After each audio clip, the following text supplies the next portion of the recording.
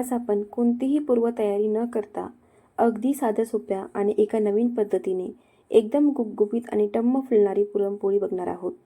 पहिल्यांदा जरी तुम्ही पुरणपोळी बनवत असाल किंवा बॅचलर असाल तर पहिल्याच प्रयत्नात अगदी परफेक्ट अशी पुरणपोळी तुम्हाला तयार करता येईल.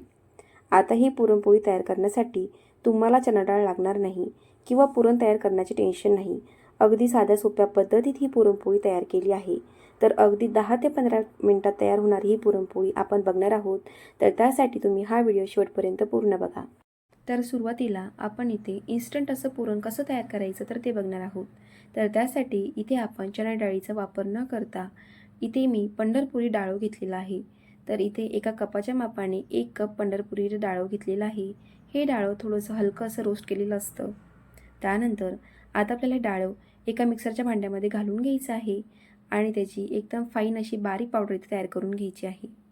आणि हिची पावडर तयार करत असताना यामध्ये तुम्हाला पाणी घालायचं नाही किंवा दूध घालायचं नाही, असं काही न घालता फक्त आपल्याला हे डाळू मिक्सरच्या भांड्यामध्ये बारीक करून घ्यायचं आहे. आता हे तयार करून घेतलेल्या डाळवाचं जे बारीक पीठ आहे ना, तर ते आपल्याला छान गाळणीने गाळून घ्यायचं आहे.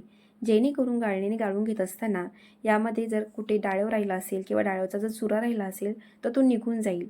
जर ते अशाच राहिलं आणि आपण असंच याचं पुरण तयार करून घेतलं तर पुरणपोळी लाटत असताना एकतर ती पुरणपोळी फुटू शकते आणि पुरणपोळी फुटल्यानंतर ती छान फुलत नाही.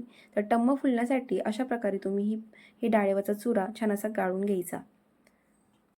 त्यानंतर कढईमध्ये आपल्याला 1 चमचाभर तूप घ्यायचं आहे. तर हे तूप इथं घट्ट असल्यामुळे मी 1 चमचा घेतलेला आहे. जर ते पातळ असेल तर 2 ते 3 चमचे तर तूप घ्या. त्यानंतर तयार करून घेतलेलं हे गाळून घेतलेलं पीठ जे आहे तर ते ह्या कढईमध्ये घालायचं आणि ते भाजायचं आहे. तर डाळं सुरुवातीलाच हे भाजलेलं असल्यामुळे हे डाळवाचं पीठ भाजायला खूप जास्त वेळ लागत नाही. अगदी 5 ते 6 मिनिटामध्ये हे पीठ व्यवस्थित असं भाजून होतं. तर मंद गॅसवरती म्हणजेच कमी गॅसवरती हे पीठ मी इथे 5 ते 6 मिनिट भाजून घेतलेलं आहे आणि पिठाचा रंग हा हलकासा बदलायला लागलेला आहे. त्यानंतर ह्या पिठाचा एक छान असा वास येतो. तर तोपर्यंत आपण हे पीठ इथं भाजून घ्यायचं आहे. तर बघू शकता हे पीठ व्यवस्थित असं भाजून झालेलं आहे. त्यानंतर आता आपल्याला ह्या पिठामध्ये पाणी घालायचं आहे. तर पाणी घालत असताना तुम्ही इथे 1 कप डाळू घेतलेलं होतं तर अर्धा कप आपल्याला इथे पाणी लागणार आहे. तर थोडं थोडं करून यामध्ये पाणी घालायचं. एकदम पाणी न घालता थोडं थोडं पाणी करून घातलं तर तुम्हाला एक प्रॉपर असा अंदाज येतो आणि ह्या पिठासाठी किती पाणी लागतं तर ते सुद्धा आपल्याला इथं कळते. तर अशा प्रकारे थोडं थोडं करून मी अर्धा कप पाणी यामध्ये घातलेलं आहे. तर आता यानंतर आपल्याला यामध्ये गूळ घालून घेणार आहोत. तर तुम्हाला जर गूळ घालायचं नसेल तर गुळाऐवजी साखर घालायची आहे. तर आता गूळ किंवा साखरेचं किती प्रमाण घ्यायचं आहे तर आपण इथे 1 वाटी डाळू घेतलेलं होतं तर त्यानुसार मी इथे पाऊण वाटी गूळ घेतलेला आहे. तर गूळ घेत असताना शक्यतो तो बारीक कट करून घ्या किंवा किसून घ्या म्हणजे पटकन असा विरघळला जाईल. नेहमी पुरण बनवत असताना तर शक्यतो पुरण हे छान गोड असंच पाहिजे. तर त्यासाठी इथे मी हे पाऊण वाटी गूळ घेतलेला आहे. जर तुम्हाला गोडवा थोडासा कमी लागत असेल तर तुम्ही ते अर्धा वाटी जरी गूळ घेतलं ना तरी पण सफिशियंट आहे. तर अशा प्रकारे आपण याचा छान गोळा होईपर्यंत हे व्यवस्थित असं एकत्रित करून घेतलेलं आहे. तर ह्या पुरणाचा इथे गोळा तयार करत असताना अशा प्रकारे मी चमच्याने त्याला एकत्रित केले की जेणेकरून त्यामध्ये अजिबात गुठळ्या कुठेही तुम्हाला दिसत नाही आणि एकदम प्लेन असं इथं पुरण तुम्हाला दिसत आहे. तर व्यवस्थित असं घट्ट असं हे पुरण इथं आपण तयार करून घेतच आहोत. तर त्याचबरोबर आता आपल्याला ह्या पुरणामध्ये थोडंसं जायफळ किसून घालायचं आहे. जायफळ यामध्ये घालण्याचं कारण असं की पुरण अजिबात आपेकारक होत नाही आणि जायफळ घातल्यामुळे पुरणाला एक छान प्रकारची टेस्ट येते. त्याचबरोबर यामध्ये मी अगदी चिमूटभर मीठ घालून घेणार आहे. तर मीठ घातल्यामुळे पुरणाला खूप छान अशी टेस्ट येते. जर तुम्हाला नसेल घालायचं तर तुम्ही नाही घातलं तरी चालते.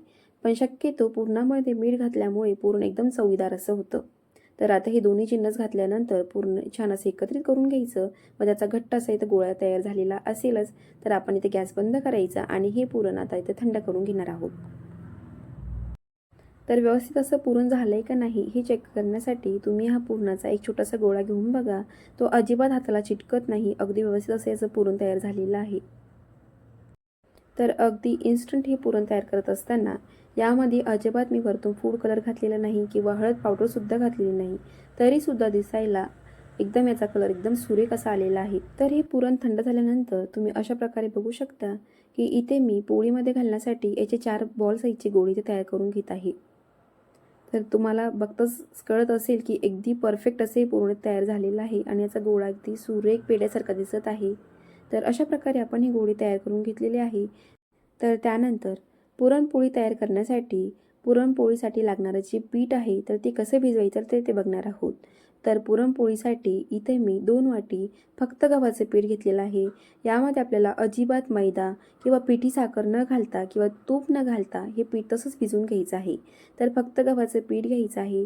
त्यानंतर त्यामध्ये आपल्याला चवीनुसार मीठ घालायचं आहे आणि त्यामध्ये आपण पाव चमचा हळद घालणार आहोत, जेणेकरून पुरणपोळीला एक सुरेख असा कलर येतो. त्यानंतर थोडं थोडं पाणी घालून आपल्याला याचा घट्ट असा गोळा भिजवून घ्यायचा आहे. नेहमी घरामध्ये चपाती बनवण्यासाठी ज्या प्रकारे आपण हे कणिक भिजवतो त्याच प्रकारे आपल्याला हे कणिक भिजवायचं आहे. फक्त थोडंसं सैल असं हे भिजवायचं, जेणेकरून याची पुरणपोळी लाटत असताना ती खूप जास्त कठीण जात नाही आणि अगदी सोपी अशी पुरणपोळी ते लाटल्या जाते. तर अगदी हलक्या हाताने हे पीठ मी इथे भिजवून घेतलेलं आहे. नेहमी पुरणपोळी तयार करण्यासाठी आपण ते पीठ मळतो आणि ते पीठ मळल्यानंतर त्यावरती तेल लावून ते पीठ अजून एकदा मळून घेतो. तर आज तुम्ही तेलाच्या ऐवजी तुपाचा वापर करून बघा. तर इथे मी 1 चमचाभर साजूक तूप घेत आहे. तर हे घट्ट तूप असल्यामुळे इथे मी 1 चमचा घेतलेला आहे. जर ते तूप पातळ असेल तर 2 ते 3 चमचे यामध्ये तूप घ्यायचं आणि हे व्यवस्थित असं पूर्णपणे ॲब्सॉर्ब होईल या पिठामध्ये, तोपर्यंत हे पीठ व्यवस्थित असं मळून घ्यायचं.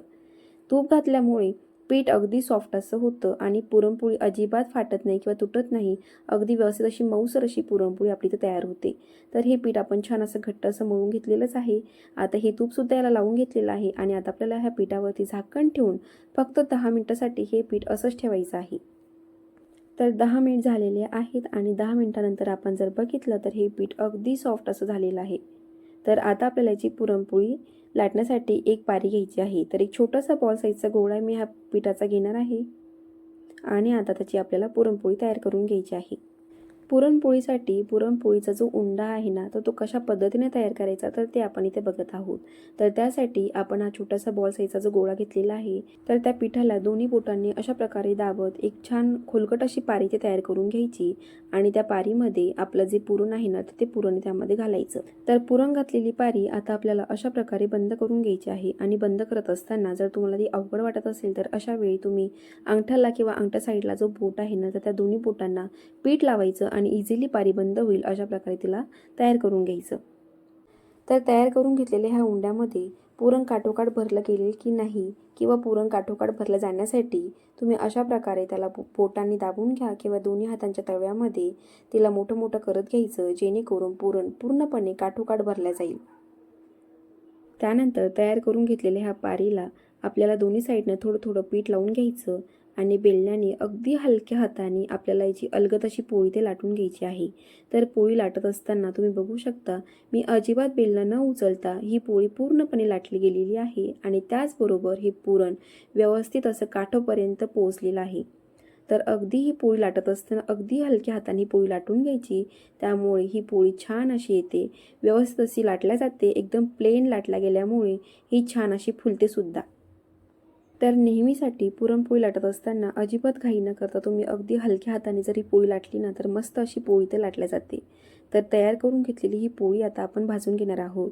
तर त्यासाठी सुरुवातीला आपल्याला हा तवा छान असा कडकडीत असा तापलेला असावा. त्यानंतर गॅस मध्यम आचेवरती ठेवायचा आणि ही पोळी छान अशी भाजून घ्यायची आहे. तर तर पुरणपोळी भाजत असताना गॅस हा मध्यमच ठेवायचा. खूप कमी गॅसवरती ही पुरणपोळी भाजायला जाऊ नका, नाहीतर त्याला व्यवस्थित असं वरतून कलरही येत नाही आणि ती व्यवस्थित अशी भाजल्यासुद्धा जात नाही.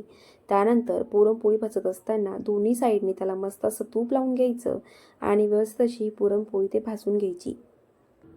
तर तुम्ही बघू शकता इथे ही पोळी अगदी टम्म अशी फुललेली आहे. बघताच खावीशी वाटेल एवढी सुंदर अशी ही पोळी आपण इथे तयार करून घेतलेली आहे. तर ही तर इथे पुरणपोळी तयार झालेलीच आहे. तर अजून आपण पुरणपोळी तयार करूयात आणि त्याला छान व्यवस्थित अशा भाजून घेऊयात. तर पुरणपोळी तयार करत असताना नेहमी लक्षात असू द्या की पुरणपोळी लाटत असताना जेवढी हलकी तुम्ही लाटली तेवढी ती छान अशी फुलते. दोन्ही बाजू त्या अजिबात चिटकत नाही आणि ते व्यवस्थित अशा फुलल्या जातात. त्याचबरोबर दोन्ही बाजू व्यवस्थित अशा फुलल्यामुळे दोन्ही बाजू अगदी हलकी अशी होते आणि पुरणपोळी खायलासुद्धा अगदी हलकी अशी लागते. त्यानंतर भरपूर असं पुरण भरल्यामुळे पुरणपोळी खायला खूप छान अशी लागते. तर जेवढं पुरण आपल्याला ह्या पुरणाच्या पोळीमध्ये भरलं जाईल तेवढं पुरण तुम्ही यामध्ये भरून घ्यायचं. तर तयार करून घेतलेल्या पुरणपोळी छान साजूक तुपासोबत खाऊन बघा, खायला खूप छान अशा लागतात. तर अशा प्रकारे मी भरपूर टिप्ससह आणि फक्त 10 मिनिटामध्ये आपण ही पुरणपोळ्या कशा तयार केल्या आहेत तर ते बघितलं आहे. त्याचबरोबर आता मी तुम्हाला पुरणपोळी जर फोडून दाखवली तर ह्या पुरणपोळीच्या दोन्ही बाजू एक समान आहेत, एवढ्या बस तशा लाटल्या गेलेल्या आहेत आणि यामध्ये पुरण छान असं भरलं गेलेलं आहे, हे तुम्ही बघू शकता. तर भांड्याचा खूप सारा पसारा न करता किंवा खूप जास्त झंझट न करता जर तुम्हाला पुरणपोळी बनवायचीच असेल ना तर अशा प्रकारे तयार करून बघा. ही पुरणपोळीसुद्धा खूप छान अशी लागते. तुम्हाला हा व्हिडिओ आवडला असेल तर प्लीज माझ्या चॅनलला लाईक, शेअर आणि सबस्क्राईब करायला अजिबात विसरू नका. त्याचबरोबर मला कमेंट करून नक्की कळवा.